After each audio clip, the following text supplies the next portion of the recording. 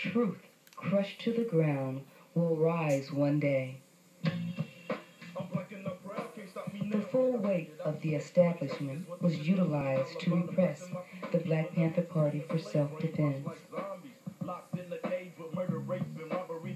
Like the brutal murder of Fred Hampton, the extermination of the most gifted and committed Panthers was systematically carried out by government agents and the police. 39 Panthers were executed in street attacks. In 1969 alone, 25 Panthers were killed. But in the media, it was the Panthers who were labeled as violent thugs. Neither the physical attacks nor the lies in the media can wipe out the reality of what the party achieved. It is this reality that has kept the Panther spirit alive. The only thing I can think of really was Black Panther Party type organization. And when I saw their flyer, Quakers and flyers, you guys flyer, and some newspaper, local newspaper, whatever, and it had that Panther. I was like, oh, this is what I'm looking for. I found out about the Vanguard movement through a restaurant that I frequent on Friday nights that listen to lectures about Black history.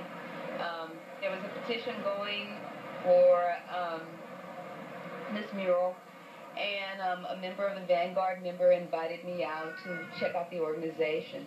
So I decided to go, and I liked what I saw, and I thought there was a place in there for me to help, improve the conditions of the Black community. And that was one of the reasons that I joined. I also joined because I liked the fact that the group seemed real warm. We're located on Martin Luther King Boulevard between Normandy and Western, and there's always someone there, and there's always someone to answer your questions.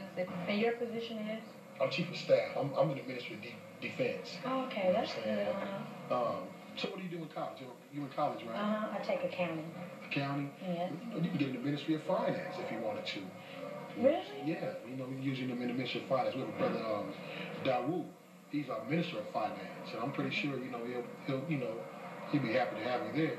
Because he works full time. Sometimes he can't make it back and forth to the bank, like he would like to. So maybe you could work with him on that. Really? Okay. Yeah. So there's different ministries here. There's something for everybody here. Okay. And we're not gonna turn nobody away. There's something for everybody here. Really is. All right. Okay. Well, do y'all have a number where I can call? Is it on here? Okay. Yeah, the number's on there. Okay, I see it. So you can call, ask for me, Kadri, or Sister Pat, or BB Black, one of them. Okay. And we're trying to make the Wednesday meeting. I will. But are we the same as the party that Huey Newton and Bobby Seale started? No. 30 years passed. That was in the 60s. We're in the 90s. In fact, that was exactly 30 years ago from where we are today. And so our program necessarily have to reflect the concrete conditions of our time and situation right now. Just like the original Black Panther Party program reflected the times and conditions of 1966.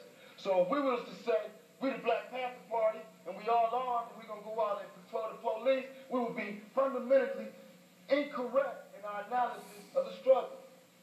Remember, the call in the struggle was to pick up the gun. Y'all remember that? Pick up the gun or remain sniveling cowards. Elvis said that, the traitor. But he said that. But, it's not all about that. Because if you remember, if you study history, you see what's happening right here. You will realize that we heeded the call. And we did, in fact, pick up the gun. In fact, we picked up many guns. And I'm sure everybody in here got a gun. And if you don't, something wrong with you. But the problem is, we use those guns instead of against our real enemies that the party was trying to tie down and identify, this system.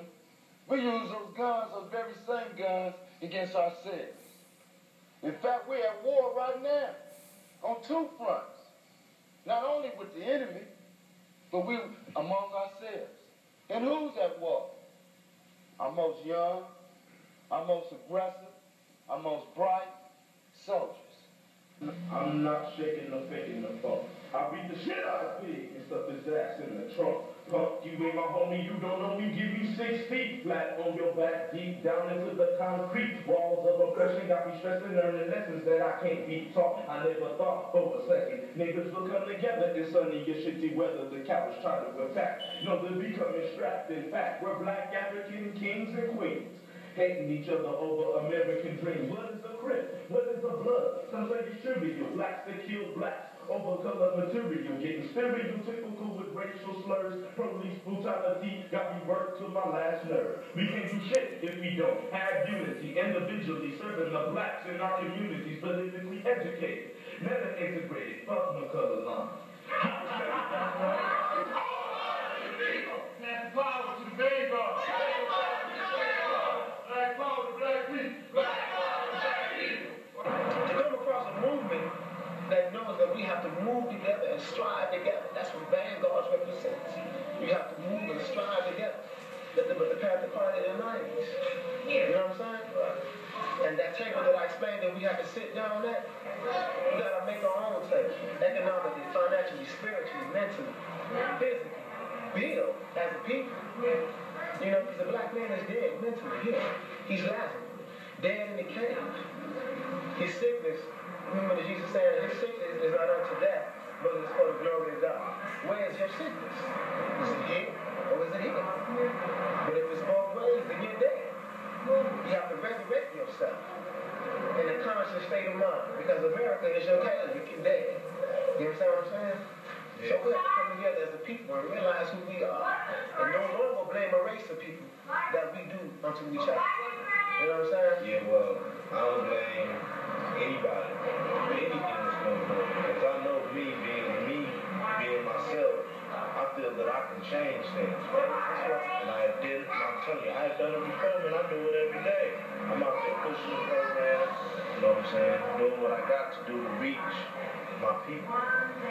People who have been definitely injured by oppressive living conditions, from lack of housing, lack of quality education, to allow people an opportunity to develop their individual skills and abilities, to an opportunity to participate in the economy in some meaningful way. The lack of a job really is a death warrant against people in the capitalist system. And the means to survive, then it's just about a slow death. It's about living, not really even about surviving. It's about, dying slowly each day. So the conditions that people are in affects not only their bodily functions, but their mental and emotional functions. And people who have reached the top of their limitations or endurance under these conditions constitute a special class of people who are really walking wounded people.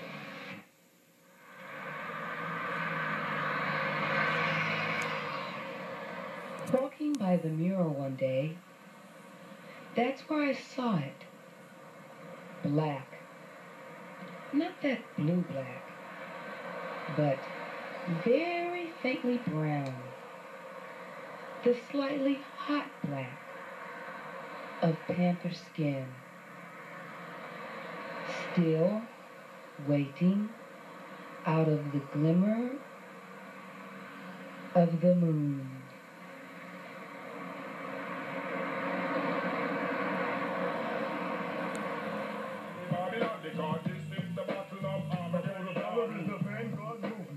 The only way that I can represent this black, this is mentally improved, this struggle of freedom, the chain locked around our mind, the key, knowledge itself, cause consciously you're blind to the fact of not knowing as a people, that all men are not created equal or equally, as we